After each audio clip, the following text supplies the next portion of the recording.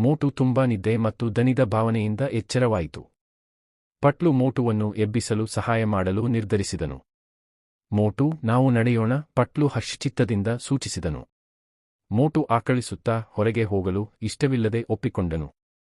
ಸೂರ್ಯ ಪ್ರಕಾಶಮಾನವಾಗಿ ಬೆಳಗುತ್ತಿದ್ದನು, ಆದರೆ ಮೋಟು ಇನ್ನೂ ದಣಿದಿದ್ದನು.